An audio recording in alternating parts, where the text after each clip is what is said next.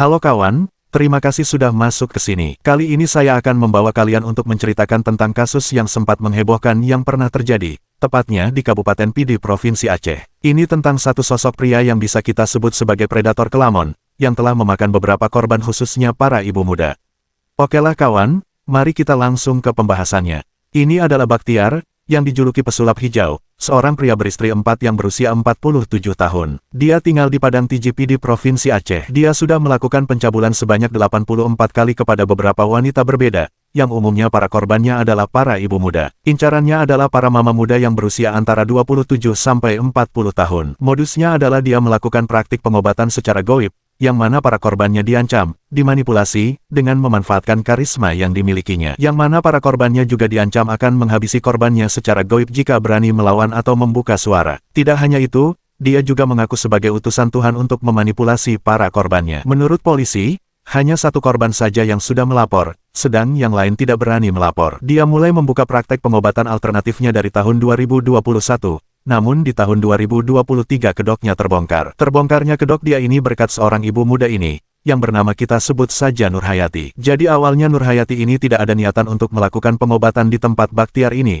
dan bahkan dia tidak mengenal Bakhtiar itu. Namun pada suatu waktu, dia berkunjung ke tempat kerabatnya yang berada di satu desa dengan Bakhtiar yang berjuluk pesulap hijau itu. Dan di sanalah Nurhayati ini mendengarkan cerita tentang kesaktian seorang Bakhtiar yang bisa mengobati berbagai jenis penyakit dengan cara gaib. Setelah mendengar cerita itu, Nurhayati pun penasaran untuk menemui Bakhtiar itu karena memang Nurhayati ini memiliki suatu penyakit. Dan di pertemuan pertamanya itu Nurhayati ini benar-benar terkejut karena pesulap hijau langsung mengetahui penyakit yang diderita Nurhayati ini tanpa perlu memeriksa. Karena itulah Nurhayati jadi semakin yakin bahwa Bakhtiar ini memang benar-benar orang yang sakti. Hingga Nurhayati ini berencana untuk datang lagi di lain waktu untuk mengobati penyakitnya itu. Dan benar saja, setelah beberapa hari kemudian, Nurhayati ini kembali lagi ke tempat sang dukun bersama adiknya. Nurhayati yang memang memiliki keluhan sakit di bagian perut dan kelamin mendatangi tempat pengobatan alternatif milik si pesulap hijau itu. Saat itu, Nurhayati yang ditemani adiknya disambut oleh salah seorang keluarga Bakhtiar. Sebelum pengobatan dimulai, Bakhtiar mengganti bajunya menggunakan jubah,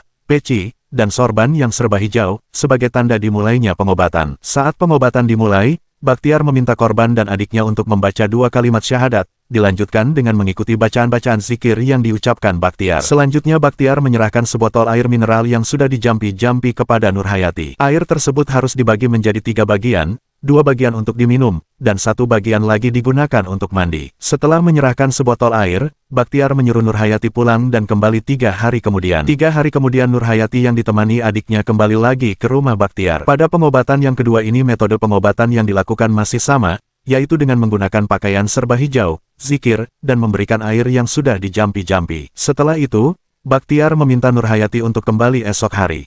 Keesokan harinya, Nurhayati bersama adiknya kembali lagi ke rumah Bakhtiar sebagaimana diarahkan Bakhtiar. Pada pengobatan kali ini metode pengobatan yang dilakukan agak berbeda, karena disaksikan langsung oleh istri Bakhtiar. Bakhtiar meminta Nurhayati untuk berbaring dan Bakhtiar membacakan mantra-mantra.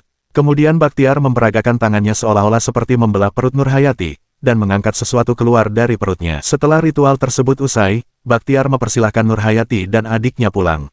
Di hari yang sama, sekira pukul 20 waktu Indonesia Barat, Bakhtiar menghubungi Nurhayati melalui telepon. Bakhtiar menanyakan, apakah kamu mau menjadi murid saya, karena ini menyangkut masalah agama. Karena membawa-bawa agama, Nurhayati tanpa ragu mengatakan bahwa ia bersedia. Sekitar pukul 23 malam, Bakhtiar kembali menghubungi korban dengan alasan ingin membicarakan ilmu agama. Mula-mula Bakhtiar menceramahi Nurhayati mengenai persoalan agama. Setelah itu dia mengatakan kepada Nurhayati bahwa suamimu itu tidak baik, bolehkah jika Allah menggantinya? Nurhayati yang kaget bercampur bingung bertanya, bagaimana itu ceritanya? Bakhtiar pun menjawab, kamu telah dipilih sama wali Allah, kamu harus dinikahkan dengan wali Allah secara goib. Lalu Bakhtiar menuntun Nurhayati untuk menjawab akad nikah antara dirinya dengan Nurhayati.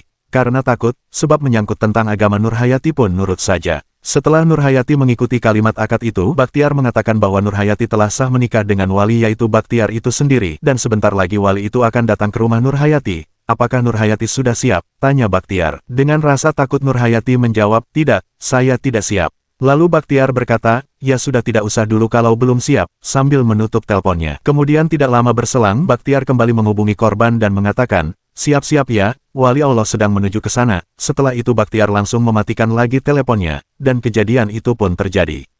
Sejak kejadian itu, Bakhtiar kerap meminta Nurhayati untuk berhubungan badan dengannya. Menurut Bakhtiar, tidak patut bagi seorang istri wali Allah menolak ajakan wali Allah. Apabila Nurhayati menolak, maka Nurhayati akan ditimpa musibah, penyakitnya akan bertambah berkali lipat dan keluarganya bisa dibunuh atau mati secara gaib. Sebaliknya, apabila Nurhayati menurut, maka Nurhayati akan dijamin masuk surga, bahkan tanpa perlu melaksanakan salat sekalipun, karena dia mengaku memiliki kunci surga. Tidak jarang kekerasan seksual yang dilakukan Bakhtiar ini juga terjadi di rumah Nurhayati sendiri. Saat itu keluarga Nurhayati tidak menaruh curiga karena menganggap pelaku sebagai orang suci yang dapat mengobati penyakit Nurhayati. Dengan begitu Bakhtiar dengan leluasa mengunjungi rumah Nurhayati dengan alasan melakukan pengobatan dan berdakwah kepada Nurhayati beserta keluarganya. Nurhayati pun awalnya percaya dengan Bakhtiar ini karena menurut Nur, selama berobat dengan Bakhtiar, entah bagaimana penyakit yang dideritanya bisa sembuh. Hal serupa juga diakui oleh ibu dari Nurhayati ini yang mengalami keluhan sakit lutut. Semenjak diobati Bakhtiar, sakit lututnya banyak mengalami kesembuhan. Bakhtiar berhasil meyakinkan keluarga korban bahwa ia adalah orang keramat. Karena berhasil memperdaya Nurhayati dan keluarganya, sampai-sampai ibu dan sepupu Nurhayati ini juga ikut menjadi korban kekerasan seksual pesulap hijau itu. Bakhtiar pernah mengaku kepada Nur dan keluarganya bahwa dirinya bisa berpindah tempat dalam sekejap. Karena kemampuannya itu, ia sering melaksanakan ibadah haji dan pergi ke Palestina untuk membantu rakyat Palestina. Itu klaimnya. Bakhtiar juga mengaku merupakan orang Turki yang menumpang dilahirkan di Aceh, serta pernah reinkarnasi beberapa kali. Dalam suatu kesempatan pelaku pernah menyampaikan kepada Nurhayati dan keluarganya bahwa orang yang memiliki karamah sepertinya itu hanya 3 orang,